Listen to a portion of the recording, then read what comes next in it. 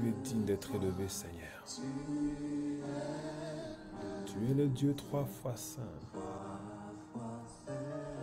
Nous te rendons gloire, honneur. Nous célébrons ton merveilleux nom.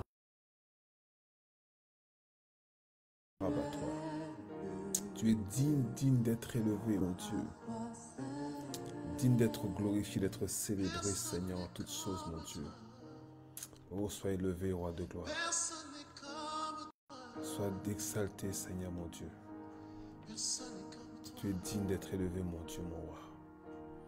Nous bénissons ton merveilleux nom, Seigneur, ce soir. Nous t'exaltons parce que tu es notre Dieu. Parce que tu es glorieux, tu es magnifique. Et nos vies dépendent de toi entièrement, Seigneur. Nous sommes totalement soumis à toi, Père éternel.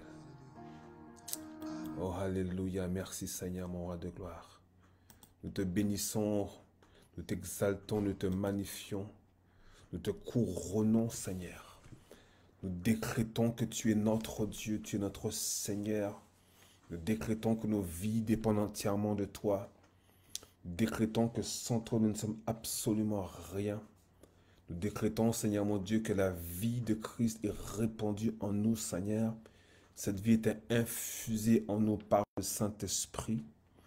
Et ce soir, c'est en tant que fils de Dieu que nous nous tenons ensemble pour partager ta parole, Seigneur, pour annoncer cet évangile de Christ, mon Dieu. Cette bonne nouvelle, ce qui semble trop bon pour être vrai, ce qu'on appelle l'évangile de la grâce, et non pas par les œuvres. Et nous sommes heureux ce soir, Père. Heureux d'être ensemble, Seigneur, mon Dieu. Avec toutes celles et ceux qui sont prêts, qui sont disposés à partager cette heure avec nous, Seigneur, dans la communion de ta parole. Nous te bénissons, ô notre Dieu. Merci, Seigneur. Que ton nom soit exalté, que ton nom soit magnifié, que ton nom soit glorifié, Seigneur. Nous te célébrons parce que tu es notre Dieu et il n'y a personne d'autre qui soit comparable et semblable à toi. Alors merci, Seigneur, pour cette heure. Merci pour cette rencontre. Merci pour ce conseil divin. Alléluia. Des fils de Dieu se réunissent autour de ta parole, Seigneur. Sous le contrôle, l'inspiration du Saint-Esprit. Nous te bénissons pour cela, Seigneur.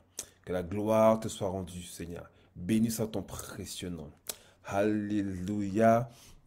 Je dis bonsoir à toutes celles et ceux qui sont avec nous en ce moment et toutes celles et ceux qui vont nous rejoindre par la suite, que ce soit en direct ou que ce soit en différé. Gloire à Dieu pour chacun d'entre vous. Merci pour votre présence samedi après samedi. Nous bénissons le Seigneur pour cela. Alléluia. Et ce soir, j'aimerais vraiment pouvoir, durant ce mois de juin, parler avec vous d'un sujet qui est très important, qui tourne autour de l'identité en Christ, de l'enfant de Dieu, du Fils de Dieu. En échangeant avec divers frères et sœurs, je me rends compte qu'il y a vraiment un déficit de connaissances à ce niveau et qui fait qu'en fin de compte, souvent les enfants de Dieu se retrouvent perturbés, déstabilisés par les événements qu'ils peuvent rencontrer. Parce que la Bible ne nous dit pas qu'on ne va pas rencontrer des difficultés. La maladie peut toucher notre corps, nos familles peuvent être perturbées, on peut perdre un emploi, on peut échouer dans tel domaine. Les choses peuvent ne pas se passer véritablement comme nous le voudrions. Il se peut que nous puissions avoir des attaques, des perturbations, des conflits qu'on n'a pas forcément cherché, mais qui nous trouvent là. Et comment faire pour vivre cette vie que Christ a préparée pour nous? Comment faire pour être tous les jours avec cette ferveur, avec cette assurance, cette confiance? Et la question qu'on doit se poser, c'est réellement qu'est-ce que Dieu veut pour nous? Qu'est-ce que Dieu a prévu pour nous? Quel est le plan de Dieu pour nous? Qu'est-ce que Dieu veut? Alléluia. C'est la question qu'on doit se poser.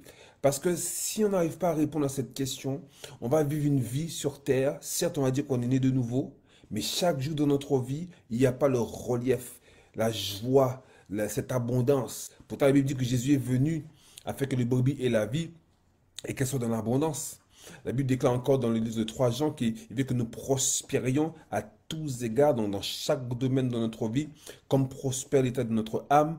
Donc la volonté de Dieu, c'est qu'il y ait de la prospérité, qu'il y ait du succès dans notre vie. Lorsqu'on parle de prospérité, bien entendu, il ne s'agit pas uniquement de la prospérité financière, mais ça en fait partie aussi. Dieu veut que nous puissions avoir de quoi subvenir à nos besoins, et surtout, Dieu veut que nous soyons en abondance pour pouvoir aider les autres.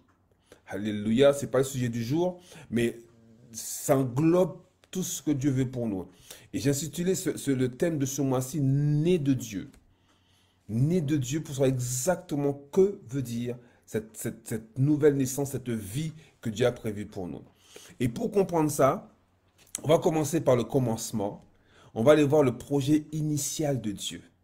Parce que tout ce que Christ est venu faire a un rapport avec le projet initial de Dieu pour l'homme.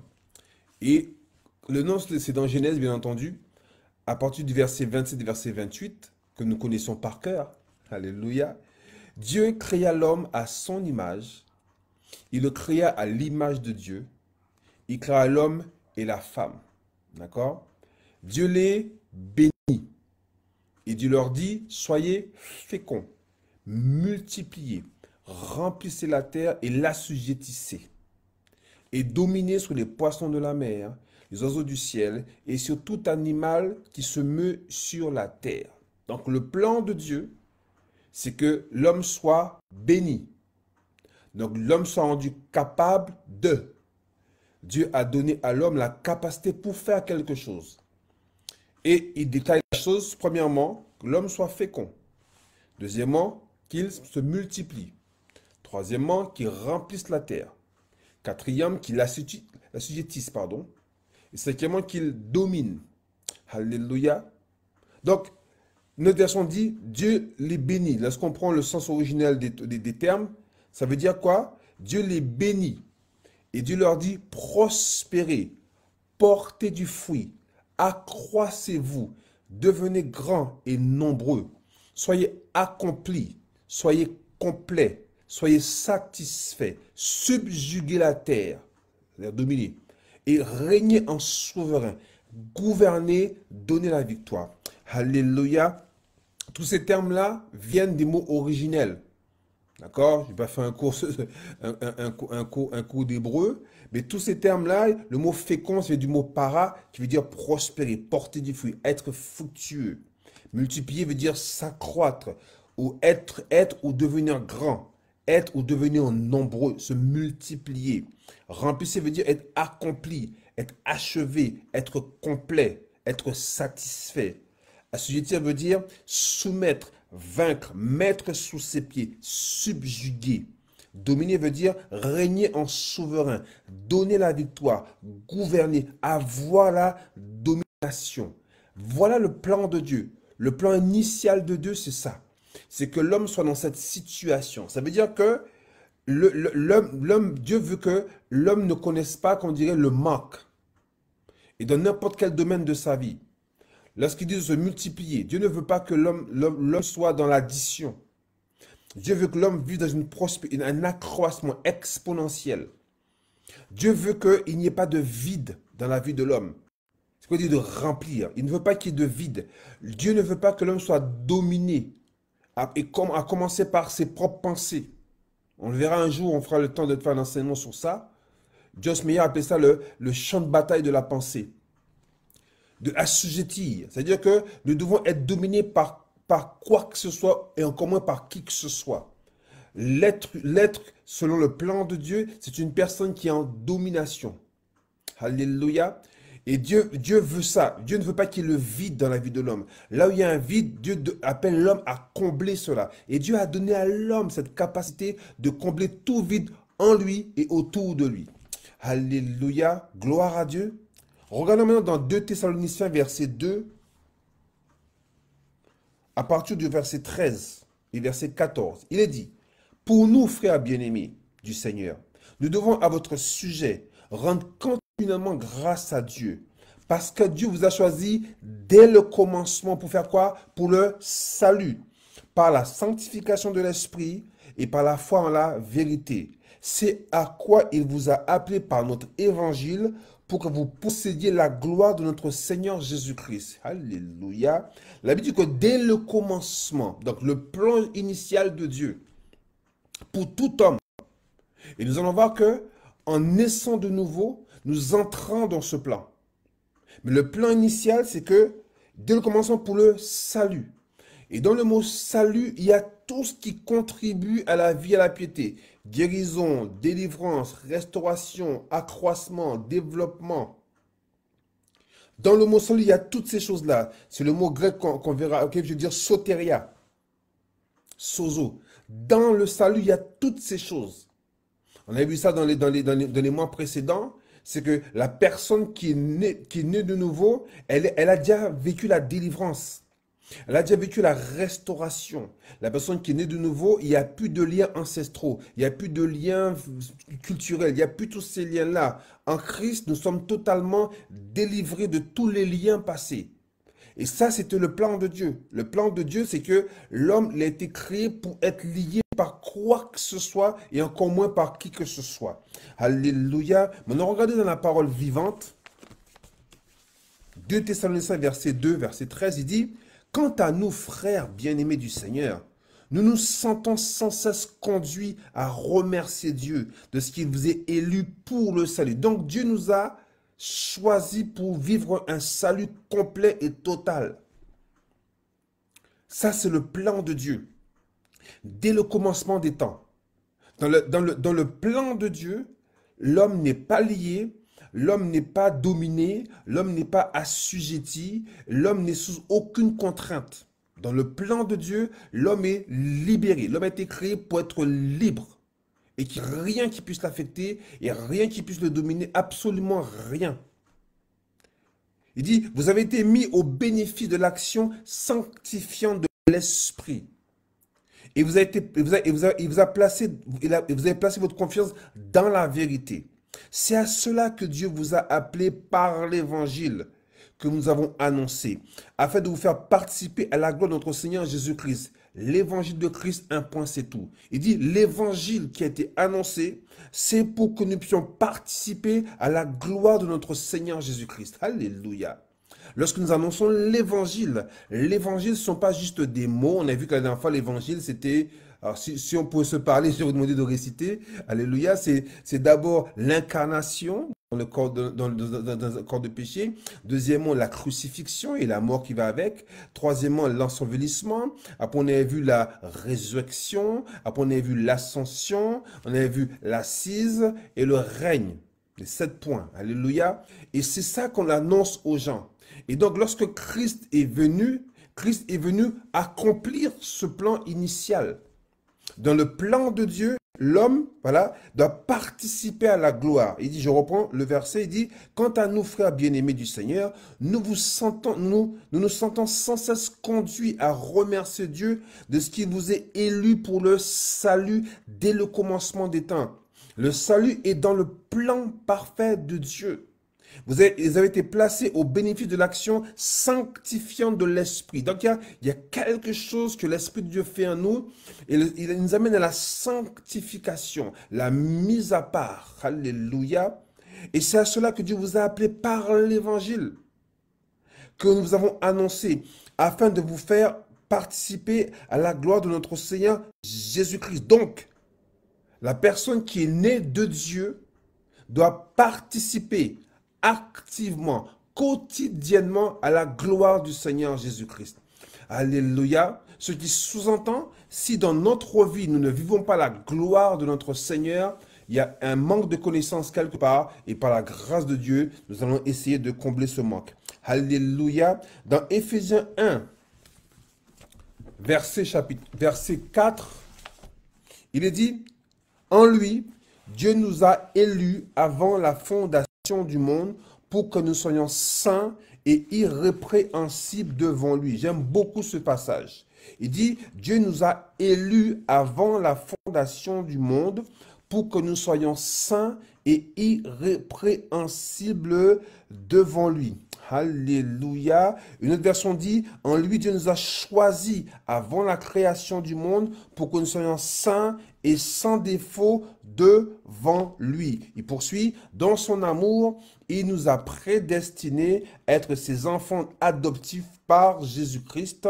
C'est ce qu'il a voulu dans sa bienveillance pour que nous célébrions la gloire de sa grâce dont il nous a comblés dans le bien-aimé. Alléluia, gloire à Dieu. Donc Dieu nous a élus avant la fondation d'un monde pour quelque chose de très très précis. Et nous voulons être clairs avec la parole de Dieu. Avant même de poser les fondations du monde, il nous a choisis en Christ pour que nous vivions une vie sainte et irréprochable sous son regard. Il s'était proposé à l'avance dans son plan de nous adopter par amour comme ses propres enfants par Jésus-Christ. Tel a été son dessein, donc son plan, son projet bienveillant, telle sa volonté. Il nous a comblés de joie en nous faisant part de sa grâce, afin que nous célébrions de cette grâce éclatante et magnifique, alléluia, par lequel il nous a enrichis et englobés dans l'amour éternel. Bien, mais quand tu lis ça, tu te dis, waouh, quelle grâce que Dieu nous a donné pour que nous soyons ses enfants. Nés de Dieu. Que veut dire être né de Dieu? Il dit, il nous a élus avant la fondation du monde pour qu'on soit saint et irrépréhensible devant lui. Alléluia. Rien que ce passage-là, j'aimerais vraiment encourager tout un chacun à bien saisir que la Bible déclare que nous sommes saints et irrépréhensibles devant qui? Devant Dieu. Donc lorsque Dieu nous voit en Christ, il nous voit comme des personnes qui n'avons jamais péché. Il nous a justifiés, on le verra tout à l'heure. Comme si nous n'avions jamais péché. Il a effacé tout l'acte qui nous condamnait. Alléluia, j'ai discuté avec une sœur, je vais expliquer la chose. C'est comme si tu viens, tu as commis des péchés ou des actes répréhensibles à haut point. Tu es un meurtrier, tu as plein de choses, tu as une liste de délits incroyables. Et tu viens devant le juge. Tu viens devant le juge. Et normalement, tu ne peux que être condamné. Parce que tout ce que tu fais est condamnable.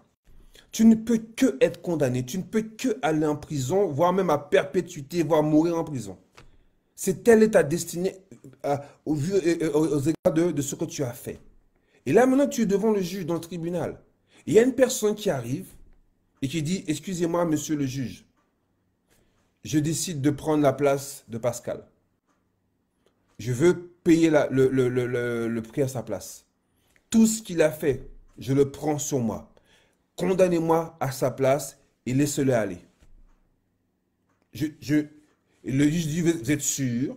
Vous allez en prison? Vous serez mourir en prison? Oui, je sais parfaitement, je suis parfaitement conscient de ce que je fais. Je peux prendre sa place. Et la personne prend ma place. Il dit à une seule condition, c'est que tout ce qu'il a fait soit effacé et reporté sur moi. Alléluia. Et c'est exactement ce que Christ a fait. Christ, il a pris sur lui tout ce qui était en rapport avec le péché. Il s'est même fait pécher à notre place, la Bible enseigne. Non seulement il a pris la nature des péchés, mais il a pris aussi les péchés que nous avons pu commettre, passé, présent et futur. Une personne qui est née de Dieu, c'est comme ça qu'elle est, cette personne. C'est une personne qui, devant Dieu, est sainte et irrépréhensible. C'est pour cela que nous n'avons pas besoin de demander pardon sans cesse. Pardon pour ça, pardon pour ceci. Devant Dieu, tu es sans péché parce que tu n'es plus pécheur.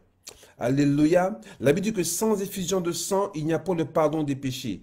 Si nous demandons pardon à Dieu, ça veut dire qu'on demande au Seigneur d'envoyer un agneau sans tache pour payer le prix de notre péché.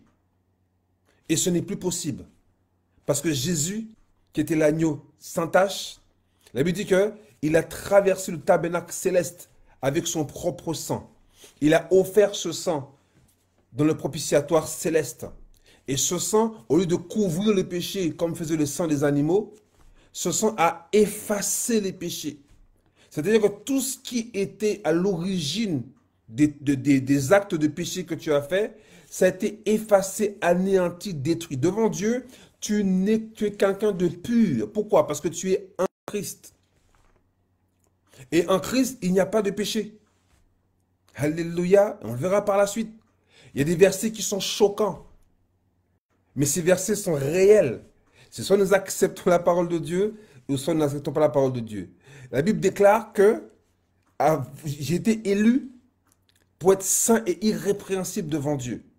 Le jour où je suis né de Dieu, je suis né d'en haut, ce jour, je rentre dans cette révélation. Je rentre dans cette puissance où devant Dieu, je suis saint et irrépréhensible. La Bible dit que ce qui nous condamne, c'est notre cœur. Ce sont nos pensées. Mais ce n'est pas Dieu. Parce que Dieu a déjà payé le prix à travers Christ pour nos péchés. J'insiste là-dessus parce que c'est très important. Être né de Dieu, c'est entrer dans cette position de justification. Je suis justifié. Dieu a effacé tous les actes que j'ai pu commettre, tout ce que j'ai pu faire en tant qu'humanité, en tant qu'homme, même si physiquement je n'étais pas encore né, mais en tant qu'homme, dès que je serais né, je serais tombé dedans. Parce qu'elle me dit que le péché est entré par Adam, qui veut dire humanité. Dès que je rentre sur terre, dès que je nais sur terre, je rentre dans le péché et je commence à agir comme un pécheur, que je sois conscient ou pas conscient. Alléluia. Christ a payé le prix. Donc quand je suis né de Dieu, je suis quelqu'un qui devant Dieu est saint et irrépréhensible. On n'a plus besoin de demander pardon. On n'a plus besoin de s'humilier comme faisait avant dans l'Ancien Testament avec le sac et la cendre. On n'a plus besoin de faire ces choses. Christ a payé le prix à notre place. Alléluia. Ça, c'est une bonne nouvelle. Dans 2 Timothée 1, verset 8, il est dit, « N'aie point donc honte du témoignage à rendre à notre Seigneur, ni de moi son prisonnier, mais souffre avec moi pour l'évangile par la puissance de Dieu, qui nous a sauvés et nous a adressé une sainte vocation, non à cause de nos œuvres, mais selon son propre dessein. » Il y a un dessein que Dieu a prévu. Et selon la grâce qui nous a été donnée en Jésus-Christ avant les temps éternel et qui a été manifesté par l'apparition de notre Sauveur Jésus-Christ qui a détruit la mort, et mis en évidence la vie et l'immortalité par l'évangile. Alléluia. Quand je lis ça, mon cœur est dans la joie. La Bible déclare dans la version parole vivante, il est dit, n'aie donc pas honte de rendre courageusement témoignage au Seigneur, au notre Seigneur. Ne rougis pas non plus de moi qui suis en prison pour sa cause. Sois prêt, toi aussi, à souffrir avec moi pour la propagation de l'évangile en t'appuyant sur la force que Dieu donne. C'est lui qui nous a sauvés. Il nous a appelés à mener une vie sainte et consacrée. Il nous a appelés à mener une vie sainte et consacrée. Ce qui veut dire qu'il est possible qu'un enfant de Dieu vive sur cette terre une vie sainte et consacrée. C'est lui qui nous a adressé notre vocation particulière. Ça veut dire que ces choses, on ne peut le faire par nos propres forces. C'est le Seigneur qui nous rend capables. Il dit, et s'il l'a fait, ce n'est certes pas à cause de nos mérites ou de nos œuvres, mais bien parce qu'il avait librement décidé ainsi. Parce qu'il est bienveillant et qu'il désire nous accorder sa faveur. Oh, alléluia. Dès avant les temps éternels, sa grâce était là, préparée pour nous et destinée à devenir nôtre dans l'union avec Jésus-Christ. Et maintenant, elle a été révélée, elle est devenue visible en la personne de notre Sauveur Jésus-Christ. Il a brisé la puissance de la mort et par l'évangile, il a fait resplendir à nos yeux la lumière de la vie et de l'immortalité. Par l'évangile, il a fait resplendir à nos yeux quoi? La lumière de la vie et de l'immortalité. L'évangile annonce la vie et l'immortalité. L'évangile est là pour éclairer nos yeux. L'évangile est là pour nous démontrer que, en tant que personne née de Dieu, nous avons accès à une vie qui n'est pas de ce monde. Jésus-Christ lui-même a dit, nous vivons dans ce monde, nous ne sommes pas de ce monde. Alléluia. Et lorsque je veux échanger avec vous sur ce terme, c'est pour bien comprendre que nous sommes des personnes mises à part. Une personne qui est née de Dieu, c'est une personne qui est appelée à mener une vie qui n'est pas de ce monde. Il est appelé à avoir des pensées qui ne sont pas de ce monde. Il est dit, par l'évangile, il a fait resplendir à nos yeux la lumière de la vie et de l'immortalité. C'est-à-dire qu'une personne qui est née de Dieu participe non pas à la mort, mais à l'immortalité. C'est-à-dire à tout ce qui a un rapport à la vie, c'est-à-dire la guérison, la restauration, la délivrance, l'accroissement, l'épanouissement, la prospérité, toutes ces choses qui sont contraires à la mort, nous sommes appelés à les vivre, pas de temps en temps, nous sommes appelés à les vivre tous les jours de notre vie. Alléluia, gloire à Dieu. Ça, c'est le plan de Dieu, le projet initial de voici ce projet initial. Fécond, multiplier, remplissez, assujettissez, dominez. Donc, dès le commencement, Dieu avait prévu que nous soyons sanctifiés par le Saint-Esprit et par la parole de vérité. Dès la fondation, il a prévu que nous soyons saints et irrépréhensibles devant lui. Une personne qui est née de Dieu, elle vit dans un lieu particulier qu'on appelle un Christ. C'est une personne qui est fusionnée, qui est cloîtrée, qui est, voilà, un Christ. Et en Christ, là où elle est, cette personne, il n'y a pas d'accès. L'extérieur ne peut pas nous atteindre. On ne peut pas nous perturber, on ne peut pas nous détourner. Je suis protégé. Alléluia. Et dès la fondation du monde, le plan de Dieu, c'est qu'on vive la vie et l'immortalité. Alléluia. Le premier point qu'on voit maintenant, c'est une personne qui est née de Dieu. C'est une nouvelle créature. Vous connaissez ce passage presque par cœur. 2 Corinthiens 5, verset 17. Si quelqu'un est en Christ, il est une nouvelle créature. Les choses anciennes sont passées.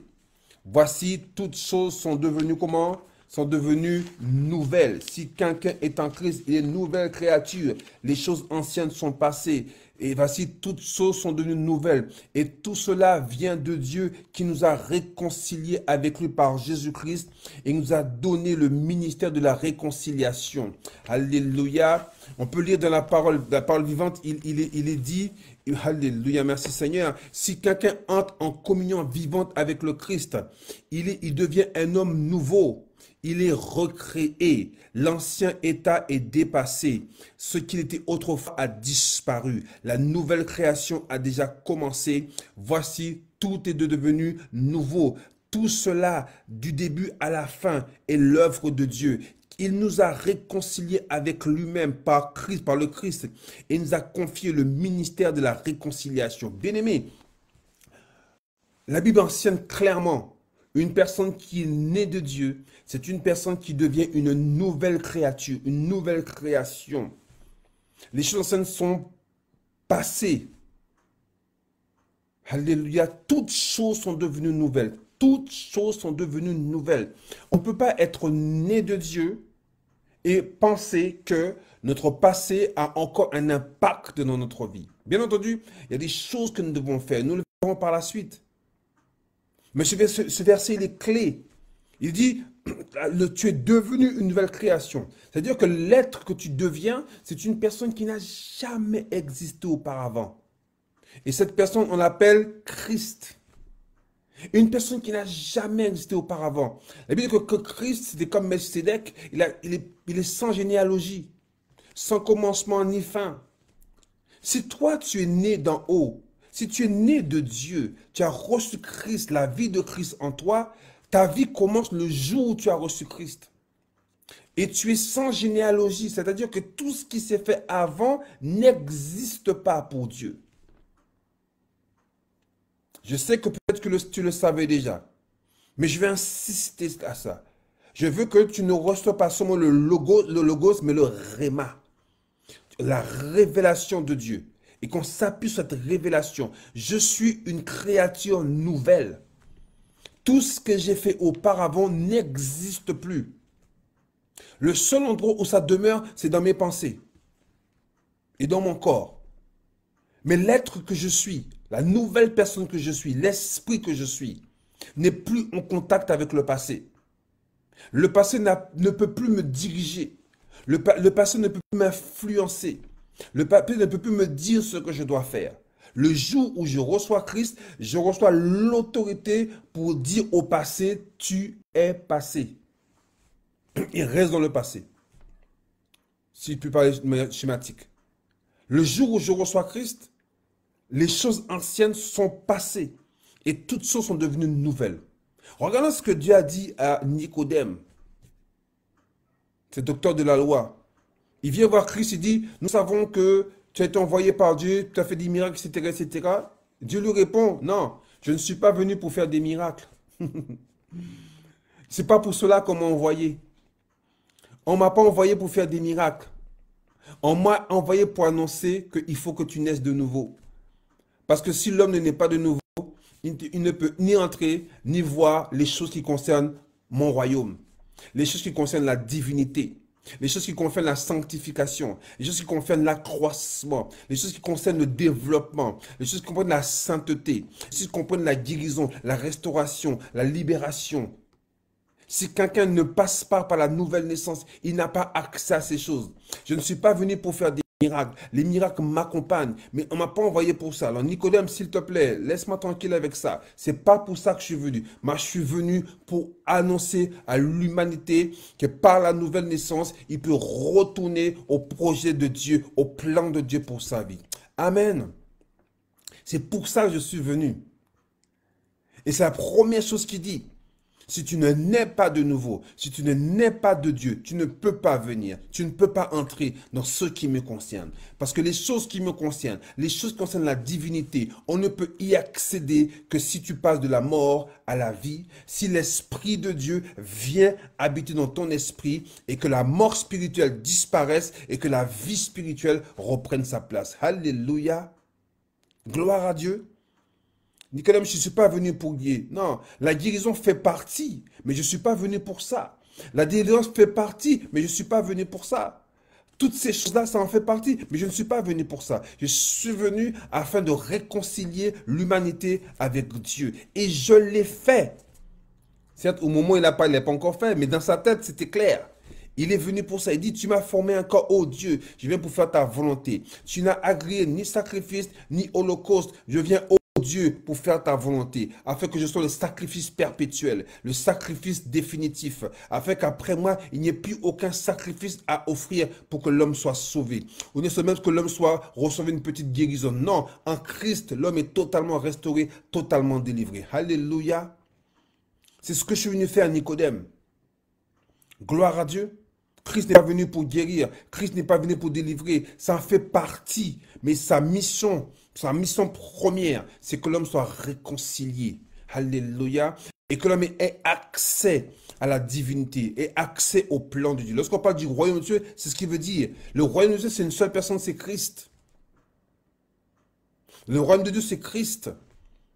Une personne qui reçoit Christ, automatiquement, elle rentre dans le royaume de Dieu.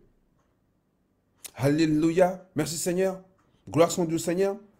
Dans Jacques 1, verset 18, il est dit, il nous a engendrés selon sa volonté par la parole de vérité, afin que nous soyons en quelque sorte les prémices de ces créatures. Les prémices, les premiers. Il dit, il nous a engendrés selon sa volonté. Engendrer veut dire nouvelle naissance.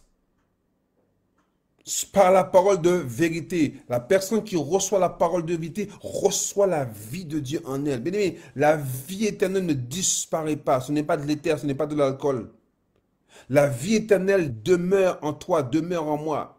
La personne qui reçoit Christ, elle reçoit la vie éternelle. Et cette vie éternelle ne peut pas disparaître. Elle ne peut pas s'échapper.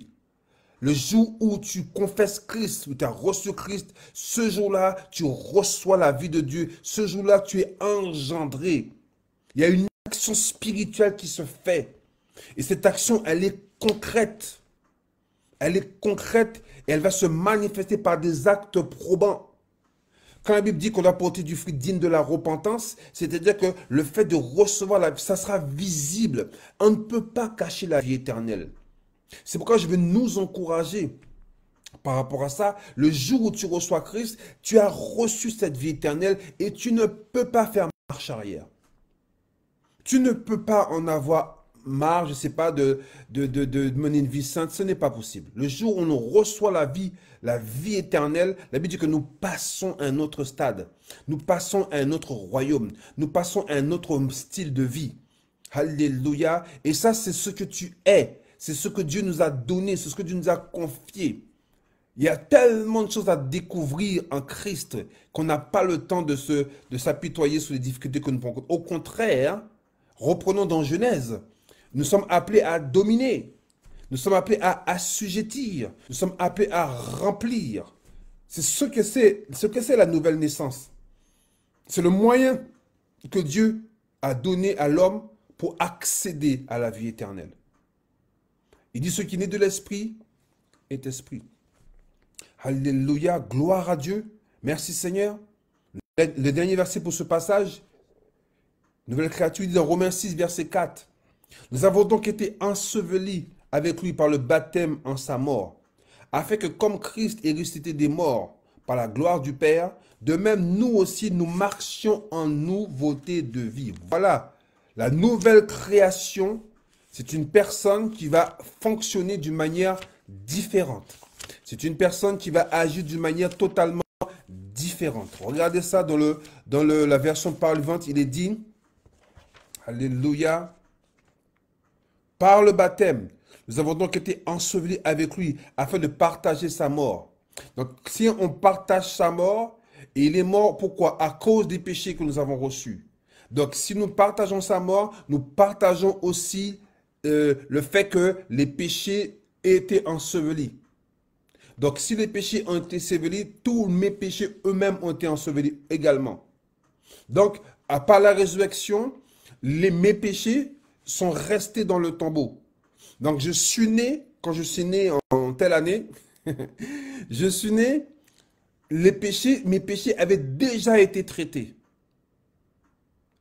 Même si je suis venu à Christ à l'âge de 26 ans, mes péchés ont été traités par Christ.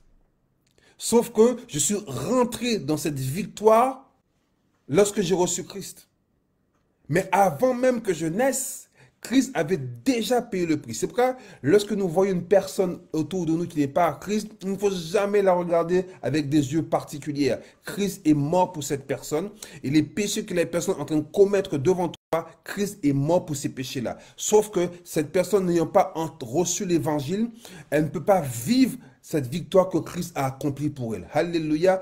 Toute une personne qui vit sur cette terre, Christ est mort pour cette personne.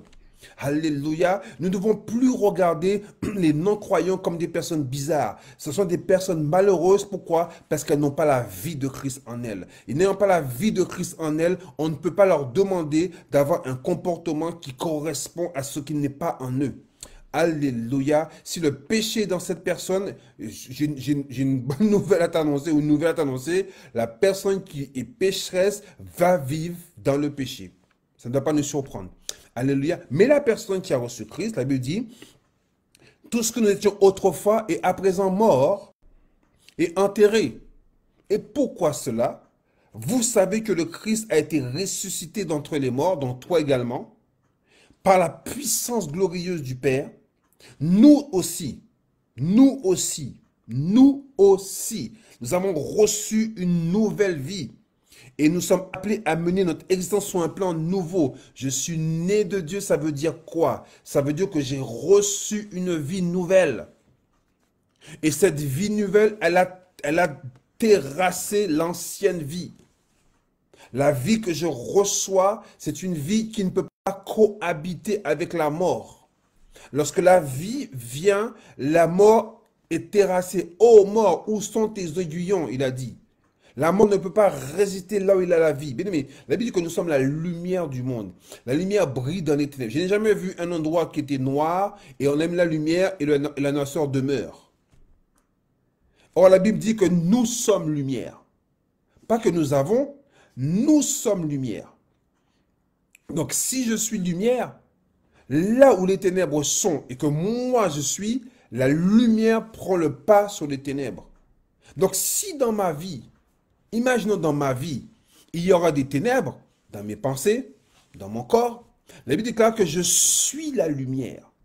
C'est écrit ça, l'esprit. L'esprit que je suis est la lumière. Et le fait que l'esprit que je suis est la lumière, cette lumière va éclairer là où il y a les ténèbres. Et donc, si je comprends qui je suis, les pensées contraires que j'ai héritées de mon passé de pécheur vont disparaître à la lumière de la parole de Dieu qui est dans mon esprit. Alléluia.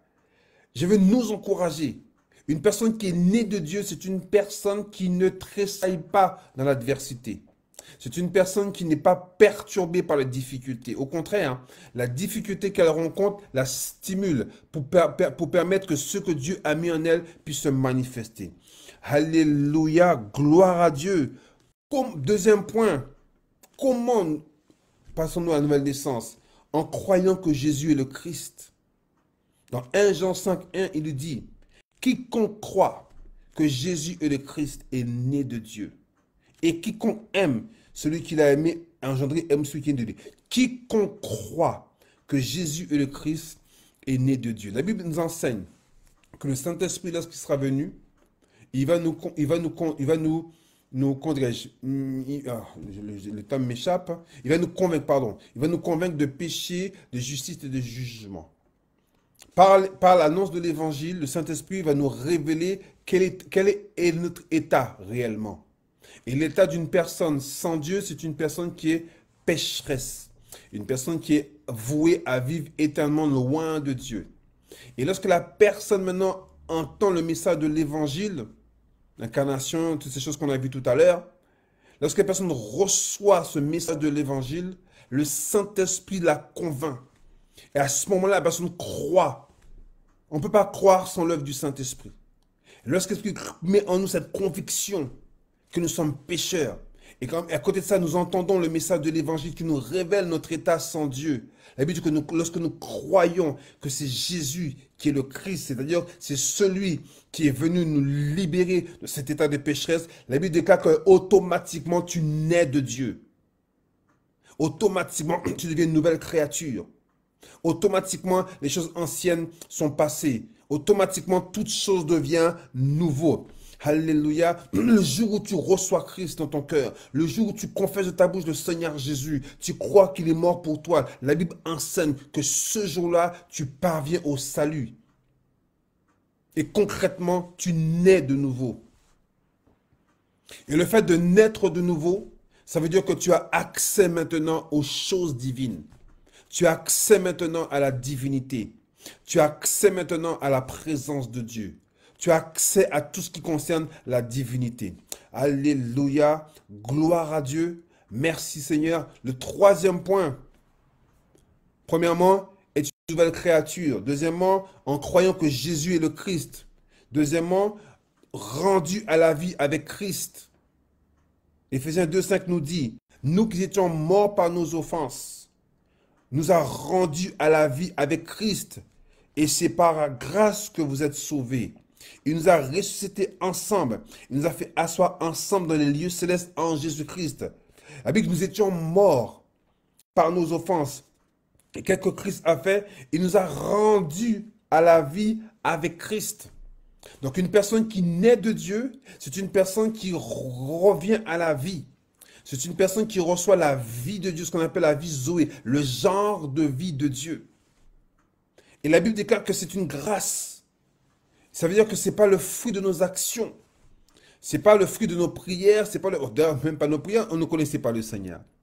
Ce n'est pas le fruit de nos offrandes. Imaginez un peu, bien-aimés. Nous avons l'histoire de ce centenier. La Bible déclare que Corneille, la Bible déclare qu'un ange est venu le visiter. Il lui a dit, tes aumônes et tes prières ont été entendues de Dieu. Waouh! Imagine, tes prières et tes aumônes, il est dit que c'est cet homme qui a bâti, qui a financé la construction du temple. Donc cet homme qui n'était pas Christ, mais la Bible dit que c'était un homme qui était pieux, lui et sa famille. Et il faisait des offrandes, un assez grand nombre, au point que ça estomaquait le Seigneur. Et la Bible dit qu'il a envoyé un ange pour qu'il puisse aller chercher Pierre. Surprenant. Cet homme a été visité par un ange, ce qui sous-entend que la divinité a été impactée par ce que cet homme faisait, d'une certaine manière.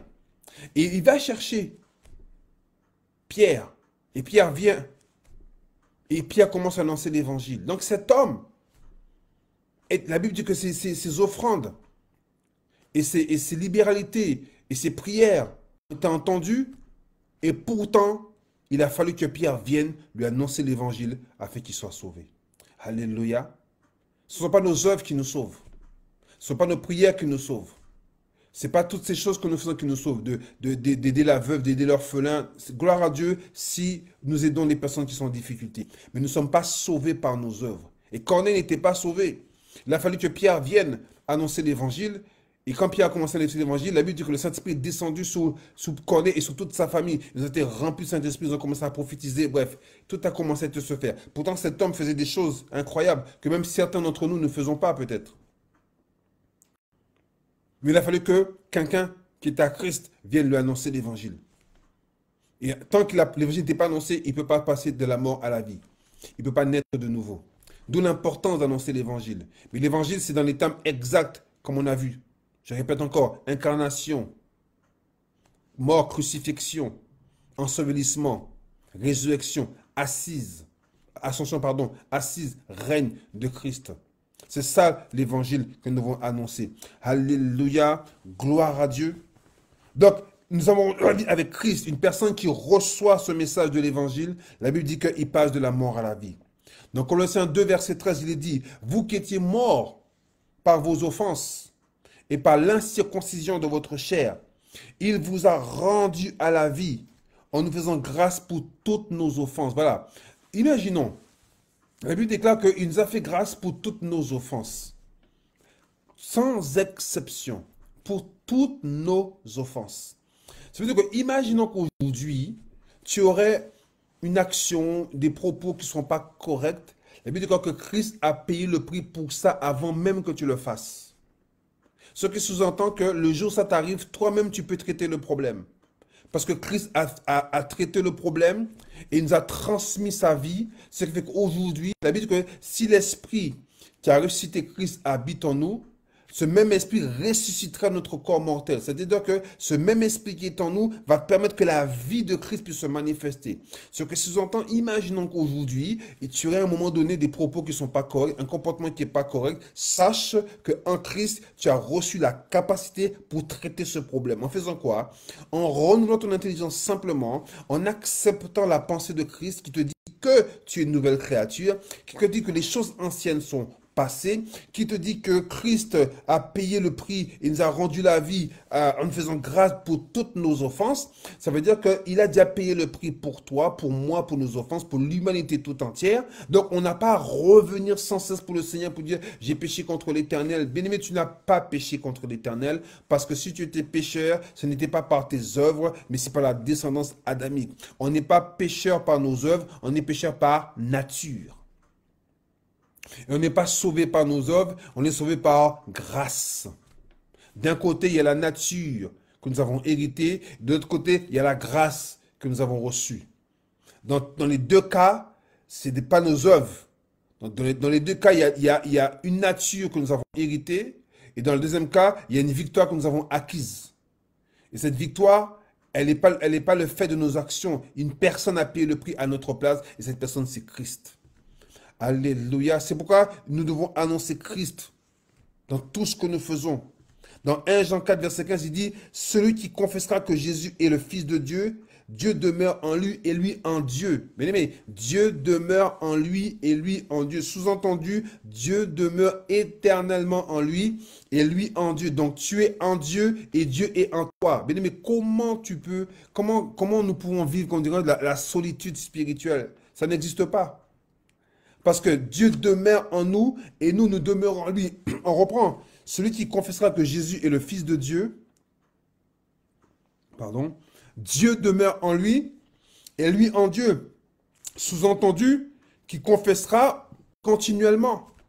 C'est-à-dire que plus j'accepte le fait que Jésus est le Fils de Dieu, j'accepte le fait que Christ est mort à ma place, plus je vais vivre tous les jours les bénéfices du fait que Dieu demeure. Il dit Dieu demeure, pas habite, demeure. Il réside. C'est-à-dire que Dieu ne peut pas aller ailleurs. C'est là qu'il réside. Il réside dans l'esprit de la personne qui est née de nouveau.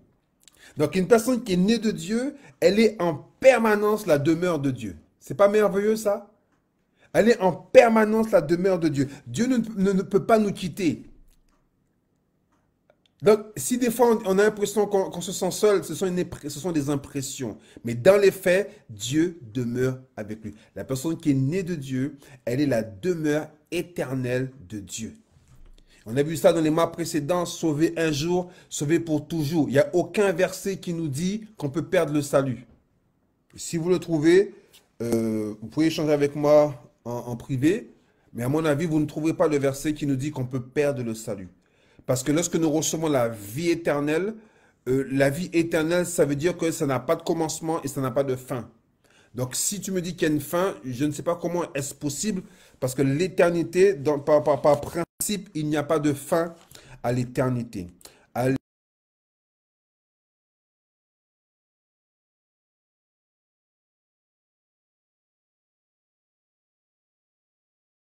Nous n'avons pas conscience de cela, nous sommes en communion en permanence avec Dieu. Pourquoi? Parce que la Bible déclare que Dieu est esprit. Jean 4, 24. Jean 4, 24. Dieu est esprit.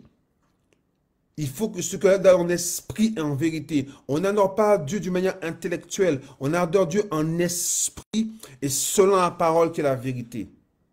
Et donc, si l'esprit de Dieu demeure en nous éternellement, il ne peut pas y avoir de séparation.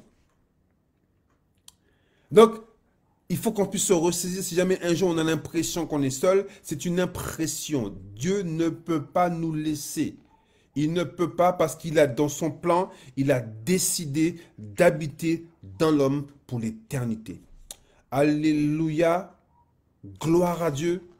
Merci Seigneur. C'est pas merveilleux de savoir ça? Donc, on a vu plusieurs choses ce soir. On a vu dire le projet initial de Dieu dans Genèse 1, verset 27 à 28. Le projet initial de Dieu, c'est qu'on soit fécond, qu'on multiplie, qu'on remplisse, qu'on assujettisse, qu'on domine la terre. Il dit Dieu les bénit et Dieu leur dit prospérez, portez du fruit, accroissez-vous, devenez grands et nombreux, soyez accomplis, soyez complets, soyez satisfaits, subjuguez la terre, régnez en souverain, gouvernez, donnez la victoire. Voilà une version de Genèse 1, verset 28. Si vous voulez, je pourrais le mettre sur ma page pour que vous ayez. Je reprends. Dieu les bénit et Dieu leur dit prospérez, portez du fruit, accroissez-vous, devenez grands et nombreux, soyez accomplis, soyez complets, soyez satisfaits, subjuguez la terre, régnez en souverain, gouvernez, donnez la victoire. Alléluia. Voilà le bénéfice de la nouvelle naissance. Une personne qui est née de Dieu, c'est une personne qui est appelée à vivre ce genre de vie, qu'on appelle le genre de vie de Dieu, la vie Zoé. Alléluia. Père, merci Seigneur mon Dieu pour ta parole. Père, je prie vraiment que cette parole puisse porter du fruit dans la vie de tes enfants, Seigneur. De tous ceux qui pourront l'écouter. Que le logos devienne réma dans leur cœur, Seigneur. Et que ce réma porte du fruit. Et Seigneur, qu'il y ait du développement, qu'il y ait de l'accroissement dans chacune des vies qui entendront ce message, Père. Nous te bénissons, Père, dans le nom de Jésus pour ce que tu fais et ce que tu feras encore. Que la gloire te revienne, Père, dans le nom puissant de Jésus. Nous t'avons ainsi prié pour ta seule gloire. Amen. Alléluia. Excellente semaine. On se voit avec plaisir samedi prochain pour la deuxième partie. Né de Dieu, c'est ce que nous sommes. Alléluia. Gloire à Dieu. Excellente semaine. À samedi prochain. Demeurez dans la bénédiction.